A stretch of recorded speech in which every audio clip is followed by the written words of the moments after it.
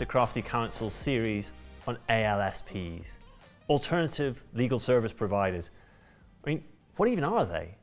In some ways, the most simple definition is they're just another service provider that offers the in-house team a way of accessing legal services that's not a traditional law firm. Emma, is that right? That's absolutely right. There are lots of ALSPs out there in the marketplace. They tend to fall into three main buckets.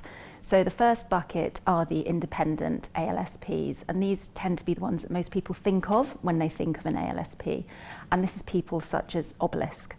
You then have your second bucket, which is the big four accountancy firms. So they've changed their model quite recently to offer legal services support alongside their more traditional offerings of accountancy, tax, auditing, consultancy, that sort of stuff. And then the third bucket you've got are the subsidiaries of mainly large law firms that have been set up mainly in response to the growth in the other two buckets of ALSPs. So that's people like Connexo, Pierpoint, Vario. I mean, there's quite a variety there, isn't there? It feels like, though, is there some kind of consistent thread in the way that they offer these services? Yes, there is. I mean, you will find that some ALSPs offer a very broad range of services, some are much more niche in their offering. But the common theme that runs through them all is they try to use a combination of people, processes, legal technology, innovation, data, pulling all of this together to offer a more creative way perhaps to satisfy the legal services need of a in-house legal team.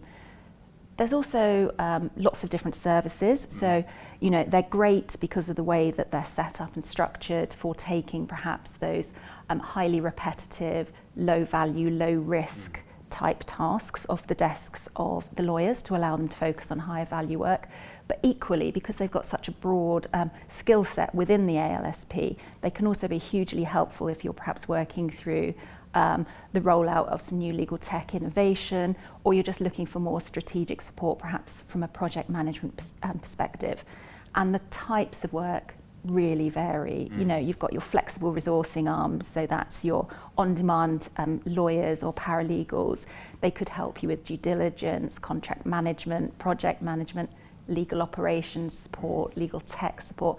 There's a huge list out there of different things they could support you with. Yeah, absolutely. And so does this kind of innovative approach, does that extend to charging as well? I mean, are we talking billable hour here, or is there something new coming along? Well, I mean, there are opportunities to sort of have a pay-as-you-go approach or an hourly approach with ALSPs. Perhaps, if you just need some very short-term resource to cover a staffing problem, or you've got a very discrete project that you just want a little bit of help with. But most commonly, you can have a fixed price model for these sorts of projects or work you want to do with them.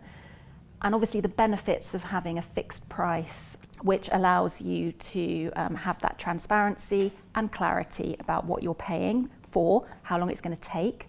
Obviously that helps with budgeting.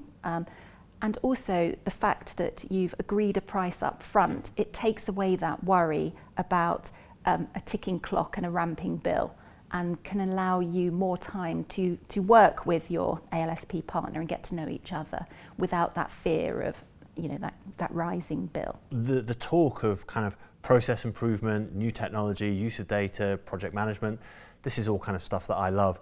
It kind of makes me think, though, shouldn't law firms be doing this? That is a question that comes up quite often, and some firms are starting to do that. But the issue is most law firms are not traditionally set up in the way that ALSPs are to provide that end-to-end support service and that more innovative approach to legal services. They tend to be there to advise on the law for a particular matter or issue.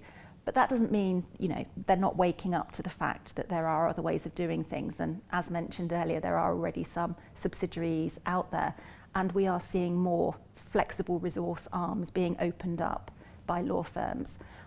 Obviously to keep up to speed with what clients want, also in response to the other competitive elements. So, the big four, as I mentioned earlier, they're now providing legal services which are potentially taking clients away from your law firm, and your independents are now a very viable option for in-house legal teams. Great. I mean, this is such a kind of both a complex but also a really developing area, and I think hopefully we've kind of shone a bit of a light on it today, so thank you. Pleasure.